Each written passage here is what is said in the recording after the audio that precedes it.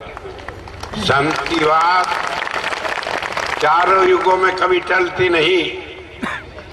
और इसीलिए जब मैंने फरवरी में ये निश्चय किया कि अब 80 साल का मैं हो गया हूं, थोड़ा आराम करूं, क्योंकि आराम करने के लिए मुझे एक जरूरत थी कि वेदों का जो अनुवाद मैंने किया, मैं चाहता था उसका एक शब्दकोश भी तैयार हो जाए कि एक शब्द से ही पूरी धर्म की व्याख्या समझ में आ जाए। और उसमें टाइम लगना है। कितना टाइम लगना है वो आप ये समझ लें, सारे धर्मों के शब्दकोश है। सिख धर्म का है, बाइबिल का है, इस्लाम का है, लेकिन दुर्भाग्य से हिंदू धर्म का ही नहीं है।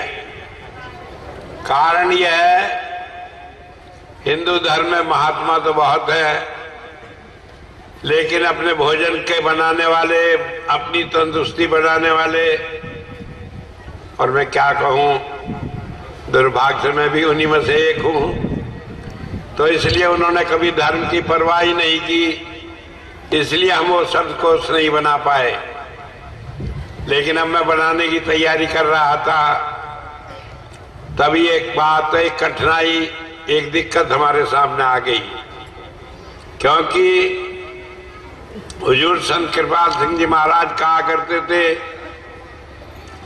कि जहां संत होता है, बड़े ध्यान से आप मेरी बात सुन लें, अंदर अपने दिमाग में रख लें कि जहां संत होता है उसके चारों तरफ 11 काल के अवतार खड़े हो जाते हैं। और वो संत को चारों तरफ से इतना घेरे रखते हैं कि जरा सा कोई मनमुख आदमी कहीं भी अपनी कच्चाई दिखाई दे तो वो उसे पकड़ लेते हैं और उसे दुनिया में बहुत धक्के खिलाते हैं। क्योंकि संत की अजीब महिमा होती है। मैंने कई बार सुनाई कहानी, आपने सुनी, खबर नहीं आप हंसी में टाल गए या सच में मान लिए कि एक बुढ़िया थी, गई संत के पास, कहने लगी मेरे बहू के बच्चे नहीं। तो महात्मा जी ने दिया एक कागज और उस पर कुछ लिख कर दे दिया कि जा इसे अपनी बहू के गले में बांध देना। उसने बांध दिया। उसके बाद हर साल बच्चे होते चले गए। 5-6 साल में 6 साल के मॉडल तैयार हो गए। अब जब इतने बच्चे हो गए तो सोचने लगी गुरुजी ने न जाने क्या दे दिया। वो खोला तभी उसमें कागज निकला, उसे पढ़ा तो उस पर लिखा था छिंद परक की फुल्लियां। पंजाबी का शब्द है। छिंद एक घास होती है, कहने लगे इसमें फुल्लियां लग गई। जब कहने लगी वाह भाई वाह, मेरी बहू को घास बता दिया, ये फुल्लियां बता दी, ये कोई मंत्र है? न वेद से, न पुराण से, न कुरान से, ये क्या मंत्र लिख दिया? वो पर्चा ले गई, जा गुरु जी कहने के लिए था अपना मंत्र, ये कोई मंत्र है छिंद परक की फुल्लियां?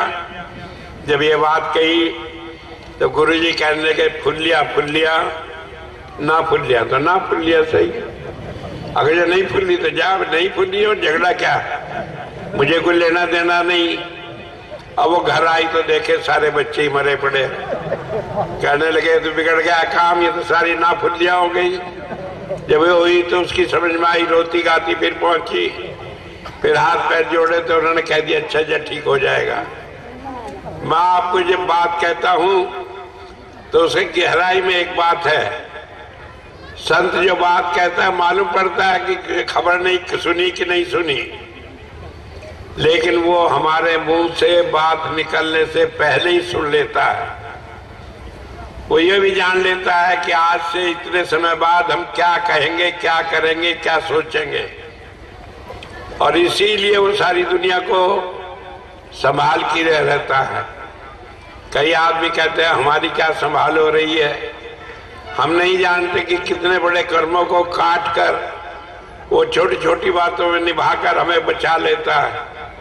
हम तो अपनी सिर्फ बात जानते हैं, 100 करी तो 9 करी और 1 ना करी तो ना करी, कि हमारी 100 बात करे तो ठीक है, और गुरु जी ने एक बात नहीं की तो वह कुछ नहीं किया, सब बेकार है। कहेगा गुरु करना, हमारी बात तो मानी नहीं। जो नहीं खबर कि उसकी अपनी भी मजबूरी है। एक एक काम को जो वो एक नियम से हटकर करना चाहता है, उसके लिए बड़ी सख्त उसे कुर्बानी देनी पड़ती है। वो इतना आसान काम नहीं होता कि जो चाहे तो कर ले। कई दफा हमने देखा, सुना, और इतिहास इस बात का गवाह है कि जब संतों ने कोई बात ऐसी कर दी तो उन्हें सारा कष्ट अपने शरीर पर लेना पड़ा, अपनी जान तक इस बात के लिए कुर्बान करनी पड़ी। तो इसलिए हम उसे नहीं समझ सकते कि किस नियम में, किस दया में से वो सारे काम करता है। हम तो एक आसान सी बात समझते हैं। मैं सिर्फ आपको इसलिए कह रहा हूं कि आप ये समझ लें कि जब संत ने कोई बात कह दी, हम उस पर विश्वास करते हैं तो हम अपना काम बना लेते हैं।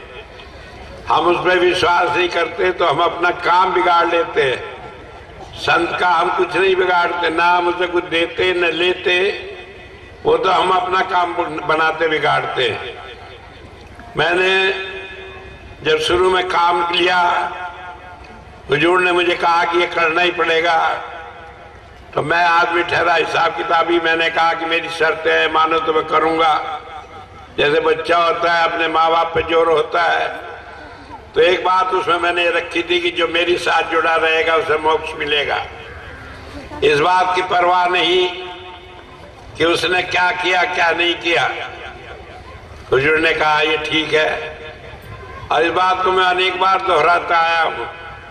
कई लोग कहते हैं हमें तो कुछ हुआ नहीं, अब वो समझते हैं कुछ हुआ नहीं, लेकिन वो बीज तो उनके अंदर बोया हुआ है कि उन्हें मोक्ष मिलेगा। उसे किसी की ताकत ही नहीं कि उसे नष्ट कर दे। इतनी बात जरूर है कि हमें विश्वास करके थोड़ा कष्ट उठा लेते हैं, लेकिन उससे कोई परिवर्तन नहीं होता। मैं आपको आज बता देता हूं कि अगर कोई आदमी सोचे कि मैं बिल्कुल ही खिलाफ हूं, उसे भी चाहे उसे भुगता कर ले जाए, चाहे डंडे से पीट कर ले जाए, आखिर में मोक्ष उसे भी मिलना है, उसका भी छुटकारा बिना मोक्ष के और रास्ते से नहीं है।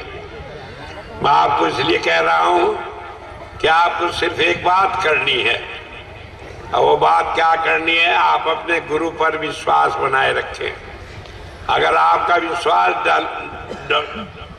डोल गया, ढिलमुल हो गया, तो उसका नतीजा ये निकलेगा कि आपको थोड़ा कष्ट होगा, लेकिन उससे आखिरी नतीजा नहीं बदलने वाला है। वो तो वही रहेगा जो पहले था, वो अब है। तो इसलिए आप बीच में कष्ट न हो और आप आराम से रहे, तो उसके लिए दृढ़ विश्वास रखें। भजन कोई ऐसी चीज नहीं है कि आप घंटों बैठे जब हो तभी होगा। भजन तो एक दया मेहर की दृष्टि है। जब पड़ जाए, जब संत की दया हो जाए, सारा भजन जब भी पूर्ण हो जाता है। तो इसलिए जो लोग ये देख रहे हैं कि काल क्या चक्र चलाता है, क्या कहता है, क्या करता है, उसकी परवाह न करें। मैं बहुत बात नहीं खोल सकता, क्योंकि काल जो है जो कुछ करता है वो इस चतुराई से करता है कि उसमें धोखा बहुत होता है। तो आप अपने गुरु पर विश्वास रखें, और आपका गुरु वो है जिसने आपको नाम दिया है। आपका गुरु वो है जिसने अपने को आपका गुरु बना लिया है। आप तैयार है इस बोझ को उठाने के लिए, तो आप विश्वास जमाए रखें, किसी बात में न पड़े। सवाल इस बात का है कि कौन हमारा गुरु है, कौन नहीं है, ये खाली हमारा दृष्टिकोण है। बाकी तो संत सब एक होते हैं। वो एक धारा है जो चली आती है लोगों को ये सहारा देने के लिए कि मैं तो हरिद्वार में जाकर गंगा स्नान किया, या मैं तो जाकर गढ़ गंगा में स्नान किया, या मैं तो जाकर कानपुर में गंगा में स्नान किया, या मैं जाकर किसी और शहर में गंगा में जाकर डुबकी लगाई। लेकिन गंगा तो एक ही है, गंगा के स्नान का फल तो एक ही है। तो इसलिए आप इस बात के किसी बात की परवाह न करें एक बात ध्यान रखे, हम काल जो है वो बहुत बड़ी परीक्षा लेता है और उस परीक्षा में आपको सफल रहना है। और सफलता का केवल एक मंत्र है कि आप अपने गुरु पर दृढ़ विश्वास रखें, किसी की बहकाई हुई बात पे ना आए। गुरु का नाम ले लेकर बहुत सारे लोग न जाने कितनी बातें कहेंगे, कहें, आप उसकी परवाह न करें।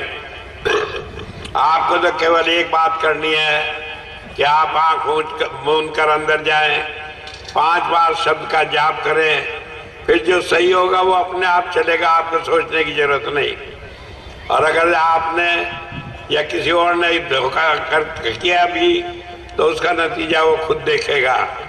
तो मैं इस बात को कहकर आपको एक बात कहना चाहता हूं और ये है कि आपका विश्वास दृढ़ रहे।